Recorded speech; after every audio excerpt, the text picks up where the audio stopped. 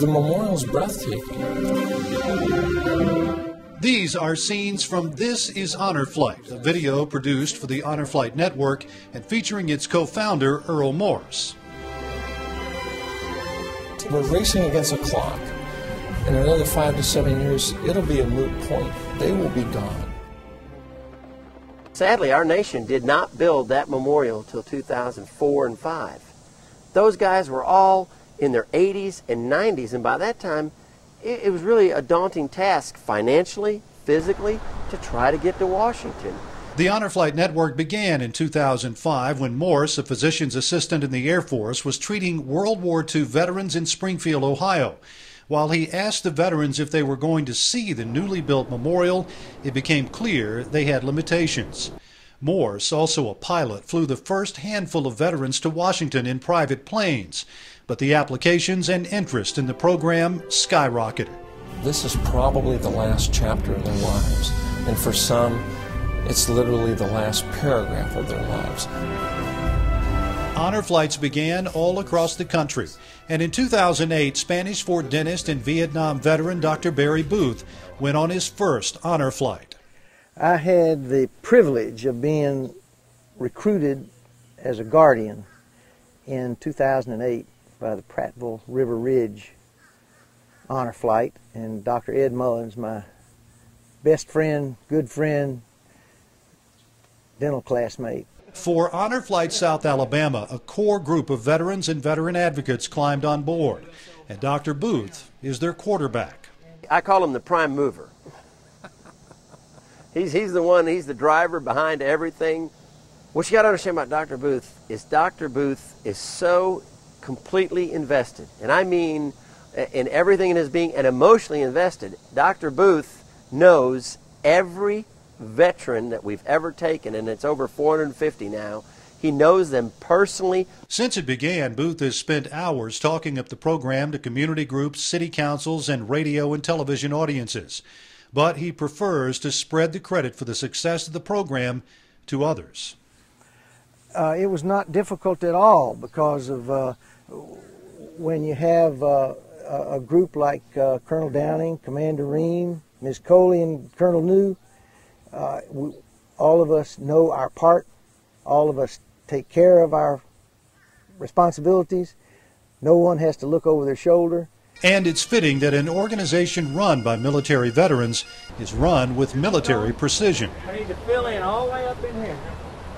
I think also, since most of us were prior military, then the military planning and operational aspects kind of kicked in. So we run it like a military operation, and I'm sure a lot of other honor flights do the same way. Former Army Colonel Pat Downing is in charge of what Dr. Booth says is the most important aspect of making honor flights successful. Guardians are those hand-picked volunteers who accompany each veteran to make sure they stay safe during the trip. These veterans are entrusted to us by their family members, and we get calls from daughters and grandchildren and saying, is my dad or is my mom, is it really going to be safe? And we have to let them know that we're going to take care of them just like they were family, because we don't want anything to happen to them. Because a fall or where a person might break their hip could be a death sentence for someone in their 80s and 90s, and so we take care of them just like their family. Days before the actual honor flight, guardians who may also be family members of veterans or just volunteers who have joined the cause get a full day of training. We have the slideshow, and where we show them all the locations that we'll be visiting on that day, and also the necessary safety steps that they have to take at those locations, like where steps are, where a ramp is, where the bathrooms are, and so forth. Guardians even learn about what they may consider simple things, like how to use a wheelchair. Several extra wheelchairs are taken along on the trip, even though some of the veterans may think they won't need one. But the day is a long one, and the honor flight leaders and guardians encourage their use if a vet thinks he needs one. We take approximately 40 extra wheelchairs on the trip, because we found that although some of the veterans are very healthy and can walk, by the time we spend a couple hours at the World War II Memorial and we get over to the Lincoln Memorial, where we can visit the Vietnam Memorial or the Korean War Memorial, we find that some of the veterans may tire. Colonel Downing says we take all these extra wheelchairs along because, as I indicate to them, the ladies love veterans in wheelchairs. I want a wheelchair. Colonel Downing's motto is "No vet left behind," and that responsibility falls on the shoulders of former Navy Commander Pete Ream. Thanks. And yeah, I'm sort of, I guess you call it the sweeper.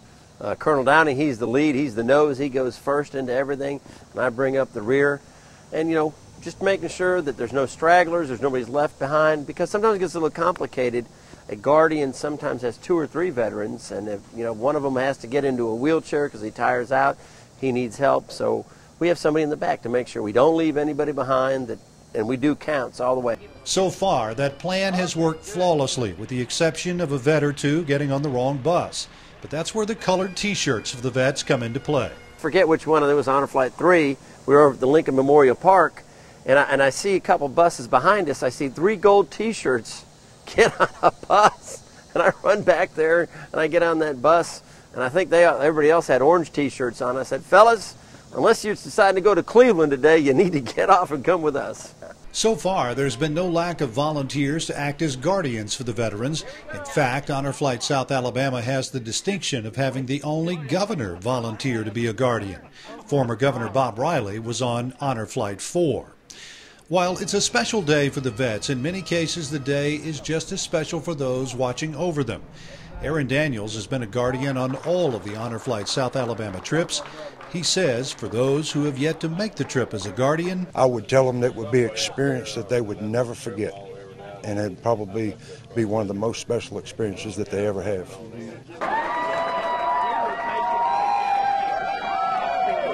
The icing on the cake for Honor Flight South Alabama is yet to come, for the veterans and for their families.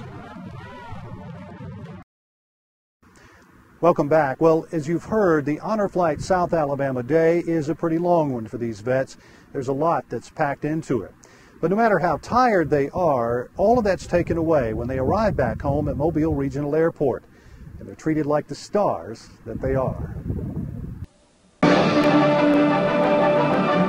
At mail call, Americans overseas receive their letters. Before the wheels touch down at Mobile Regional Airport, returning Honor Flight veterans are treated to something that everyone who has ever been in the service looks forward to: mail call. On the way back, on the flight on the way back, each veteran gets a packet of letters that has been written by school children from Baldwin County and Mobile County. All of them personalized to each veteran. It's just one more thing these veterans will take with them from this day. These letters, I don't know how many times I read the letters that I had from school children. It's just a feeling you get, like my wife said, I'm married, 64 years now, and she has never seen me cry until I start reading those letters and on this trip, coming back on this trip. And it's just one more in a series of surprises that makes the Honor Flight South Alabama trip even more special. When arriving in Washington and arriving back home, firefighters raise the flag between ladder trucks to greet the flight. The veterans are also treated to a water cannon salute, usually reserved for visiting dignitaries or retiring airline pilots. And then there is one more event to cap off an eventful day. Family and friends gather at Mobile Regional Airport, anxiously awaiting the return of their veteran. Well, he was sent overseas and went to the Philippines. And he was one of them that was sitting in the boats ready to go to Japan when they dropped the bomb and they surrendered. So he probably got his life saved by doing that. I haven't really heard too many of stories, but I think he's going to start telling me now that he's gone on this trip. So Mobile's Margaret Coley, one of the core Honor Flight leaders, coordinates each Welcome Home event. The organization that Mrs. Coley puts together with regard to school kids, families, friends, football teams, church choirs, bands. When they show up at the Mobile Airport, these veterans can't believe it. And News 5's Mel Showers is on hand to talk with and salute them. We had a good time. Thank you. Quick, what did you think of today? Oh, it was marvelous. I enjoyed it a lot. Real tired, but it's worth it. And what did you think of seeing this big crowd when you returned? I couldn't believe it. That's a big turnout. I thoroughly enjoyed it. Everything went off like clockwork. Just a perfect day all the way. Along with families and friends greeting them, fellow vets, including 2 lady veterans who flew on separate honor flights, greet each other. It is a celebration they will have with them for the rest of their lives. It's the celebration that many of them missed when they returned from the greatest conflict this country ever saw. That welcome home, that victory lap, that ticker tape parade that they get at the Mobile airport is lasting in their thoughts. And now, along with the memory of their collective effort that changed the course of the history of a nation, a world, they have one more story to tell.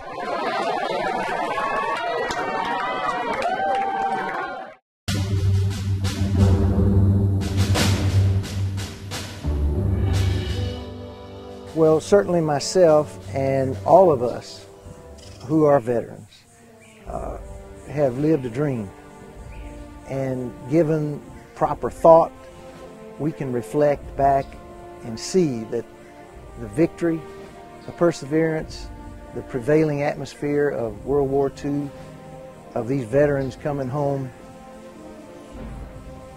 securing our freedoms and the liberties that we have, unbelievable. So I have lived the dream, and when I look at these gentlemen and ladies and know what they've done, know what they gave up,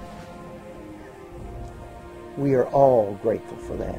And we could not consider it an ever more a privilege to be able to have Honor Flight South Alabama.